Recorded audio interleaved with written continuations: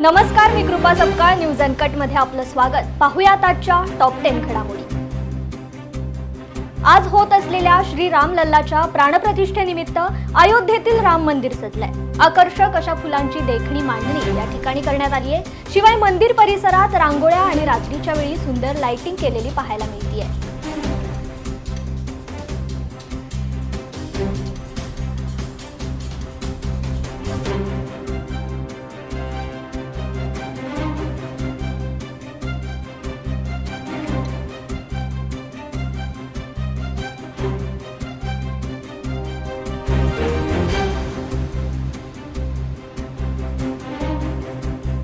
उद्धव ठाकरे यांनी अयोध्येतील राम मंदिर प्राणप्रतिष्ठेचे निमंत्रण आले, परंतु ते आपल्या पूर्वनियोजित दौऱ्याप्रमाणे त्यांचा कार्यक्रम असणार आहे. शिवसेनेचे राज्यव्यापी अधिवेशन नाशिकमध्ये होत आहे. या अधिवेशनासाठी शिवसेना ठाकरे गटाचे पक्षप्रमुख असलेले उद्धव ठाकरे आजपासून नाशिक दौऱ्यावर येत आहेत. उद्धव ठाकरे भगूर येथील स्वातंत्र्यवीर सावरकर स्मारकाला भेट देणार असून त्यानंतर काळाराम मंदिरामध्ये आरती करणार आहेत. रामकुंडावर गोदा आरतीही करणार आहेत. पंचवटी पौराणिक, आध्यात्मिक आणि सांस्कृतिक केंद्र असलेली ही भूमी. नाशिक परिसरात त्र्यंबकेश्वर, अंजनेरी, रामकुंड, तपोवन, काळाराम मंदिर अशी अनेक पवित्र स्थळे आहेत. रामायणातला महत्त्वाचा कालखंड ह्याच भागाशी निगडीत आहे. प्रभू श्री रामचंद्रांनी वनवासात असताना ह्याच भूमीवर पर्णकुटी बांधून काही काळ वास्तव्य केलं आणि त्यांच्या व सीतामाईंच्या पदस्पर्शाने ही भूमी पावन झाली. इथेच सीतामाईंचं अपहरण करण्यासाठी रावण अवतरला आणि ह्याच भूमीत शूर्पणखेचा अहंकार नाकाच्या रूपाने छाटण्यात आला. ह्याच भूमीने मर्यादा पुरुषोत्तम राम पाहिले आणि ह्याच भूमीने श्रीरामांचं दुर्जनांचा नाश करणारं कठोर रूपही पाहिलं. आणि मग इथंच उभारलं गेलं काळ्या वालुकामय पाषाणातील श्रीरामांचं रूप असलेलं काळाराम मंदिर. हे मंदिर म्हणजे हिंदू धर्माचा एक अमूल्य ठेवा आहे, संचित आहे. जितकं महत्त्व प्रभू श्रीरामांची जन्मभूमी अयोध्येला आहे, तितकंच महत्त्व ह्या पवित्र भूमीलाही आहे. आपल्या महाराष्ट्रात जिथे श्रीरामांचं वास्तव्य होतं, ती भूमी आमच्यासाठी तितकीच महत्त्वाची आणि पवित्र आहे. आज अयोध्येत राम मंदिरात प्रभू श्रीरामांची प्राणप्रतिष्ठा होतीये. ही राष्ट्राची प्राणप्रतिष्ठा आहे. अयोध्या जशी रामभूमी, तशीच नाशिकही रामभूमीच. आणि म्हणूनच प्रभू श्री रामचरणी नतमस्तक होताना काळाराम मंदिरात होणारी महाआरती ही महाराष्ट्राच्या भल्यासाठी आहे, देशाच्या भल्यासाठी आहे, पुन्हा रामराज्य आणण्यासाठी आहे.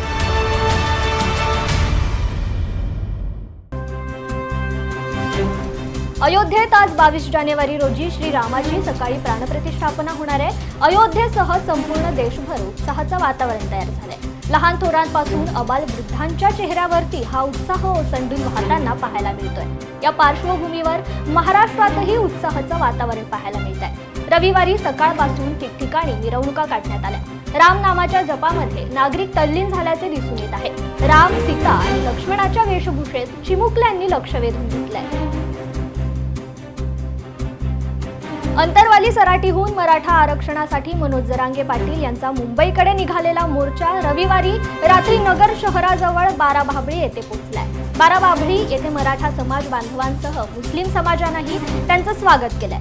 जामिया मुहम्मदिया मदरशाने त्यांच्या 55 एकर जागेत मराठा आंदोलकांसाठी व्यवस्था केली आहे. तसेच मदरशावर हिरव्या झेंड्यांसह भगवे झेंडेही लावण्यात आले.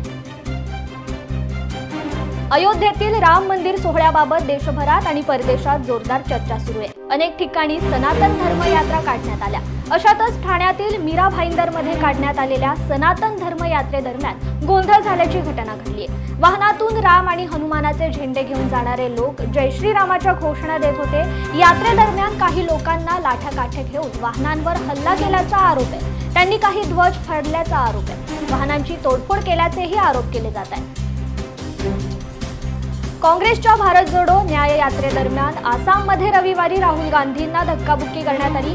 यावेळी राहुल यांची सुरक्षा करत त्यांच्या सुरक्षा रक्षकांनी त्यांना परत बसमध्ये नेले.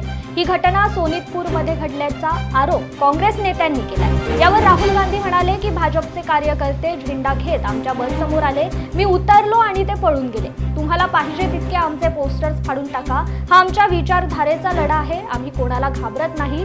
न्याय यात्रेच्या ताफ्यावर 48 तासात दुसऱ्यांदा हल्ला झालाय. भाजपच्या लोकांनी कॅमेरामन 2 महिलांवर हल्ला केलाय असा आरोप काँग्रेसने केलाय. 1 फेब्रुवारीपासून टाटाची सर्व प्रवासी वाहने महागणार आहेत. यात इलेक्ट्रिकल वाहनांचा देखील समावेश असेल. टाटा मोटर्सने हे पाऊल इनपुट खर्चात झालेल्या वाढीची भरपाई करण्यासाठी उचललंय. यापूर्वी मारुतीने 16 जानेवारीपासून आपल्या सर्व कार मॉडेल्सच्या किमती वाढवल्यात. याशिवाय महिंद्रा आणि स्कॉर्पिओच्या किमतीत वाढ करताना XUVच्या काही व्हेरियंटची किंमत कमी केली आहे. श्रीरामांच्या मूर्ती प्राणप्रतिष्ठेचे औचित्य साधून अमरावती शहरातील रघुवीर मिठाई यांनी अयोध्या येथील राम मंदिराची प्रतिकृती चॉकलेटमध्ये साकारली आहे. 2 फूट आडवी आणि 4 फूट उभी प्रतिकृती तयार करण्यासाठी 4 जणांना 92 तास लागले. रघुवीर मिठाईच्या अमरावती शाखेत ही प्रतिकृती ठेवण्यात आली असून शहरात हा कुतूहलाचा विषय बनलाय. ही प्रतिकृती चॉकलेटची असल्याने AC मध्ये ठेवण्यात आली असून 22 जानेवारी नंतर त्याच चॉकलेट तयार करण्यात येईल अशी माहिती रघुवीरचे संचालक तेजस पोपटे यांनी दिली. आपका नाम बोलिए. मैं रघुवीर का संचालक श्री दिलीप भाई पोपट का लड़का ब्रजेश पोपट. ये जो आज केक का आपने प्रतिकृति बनाई है राम मंदिर की,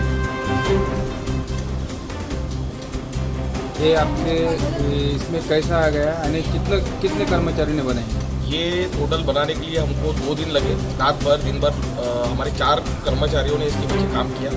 टोटल हमने 3 राम मंदिर बनाए हैं. यहाँ पे जो राम मंदिर है वो पूरा चॉकलेट का बनाया हुआ है. एक राजापेट की हमारी शाखा पे रखा हुआ है जिसके अंदर हमने उसको गोल्डन कलर दिया हुआ है. और एक जो राम मंदिर है वो हमारी दशहरा मैदान वाली शॉप पे रखा हुआ है. और यानी कितना फुट का है ये टोटल 4 फुट बाय 2 फुट का है. और ये इसके बाद में यहाँ कहीं जाने वाला है कि कौन परचेस करने वाला है? अरे नहीं, ये यहीं पे रहेगा. उसके बाद हम उसको वापस ऊपर रख देंगे. शोकेस में इसको स्टोर कर देंगे. छत्रपती संभाजीनगरच्या कन्नड तालुक्यातील दिव्यांग असलेले दीपक दांडगे यांना अनुमोल या संस्थेमार्फत पंतप्रधान नरेंद्र मोदी तसेच उपमुख्यमंत्री देवेंद्र फडणवीस यांच्या संकल्पनेतून घरपोच श्रीरामाची मूर्ती आणि प्रमाणपत्र पाठवण्यात आले. दिव्यांग बांधव अयोध्येला येऊ शकत नसल्याने त्यांनी त्यांच्या घरीच श्रीरामाची प्राणप्रतिष्ठा करावी अशी संकल्पना या गोष्टीमागे आहे. मिळालेल्या या सन्मानामुळे दीपक दांडगे यांना आणि त्यांच्या कुटुंबियांना आनंद झालेला यावेळी पाहायला मिळाला. मी अपंग दिव्यांग दीपक कौतिकराव दांडगे, राहणार चिंचोली लिंबाजी, तालुका कन्नड, जिल्हा छत्रपती संभाजीनगर. मला ही मूर्ती रामाची मूर्ती डायरेक्ट अयोध्या नगरीतून श्री नरेंद्र मोदी पंतप्रधान व उपमुख्यमंत्री देवेंद्र फडणवीस यांनी पाठवलेली आहे. मी अयोध्या नगरीला तर जाऊ शकत नाही, पण त्यांनी मला ही मूर्ती आणि पत्र पाठवलेले आहे. आणि तसेच आमचे किशोरचे संतोष मोर्शी सरांचे एवढ्या सर्वांचे मी आभार मानतो.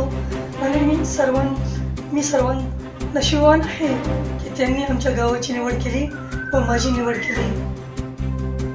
नागपुरात खासदार क्रीडा महोत्सवास सुरुवात झाली असून या महोत्सवात खेळाडू आणि क्रीडाप्रेमींकरिता विविध खेळांची पर्वणी आयोजित केली आहे. शहरातील विविध क्रीडा मैदानावर या स्पर्धांचे आयोजन करण्यात आले असून स्पर्धेसाठी नागपूर जिल्ह्यातील तसेच इतर जिल्ह्यातील खेळाडू मोठ्या प्रमाणात सहभागी झाले. या क्रीडा महोत्सवाअंतर्गत आज 0 माईल फ्रीडम पार्क येथे स्केटिंग रोड रेस स्पर्धेचे आयोजन करण्यात आले होते. या स्पर्धेच्या आयोजनाची जबाबदारी sports coaches association of Nagpur यांच्याकडे होती.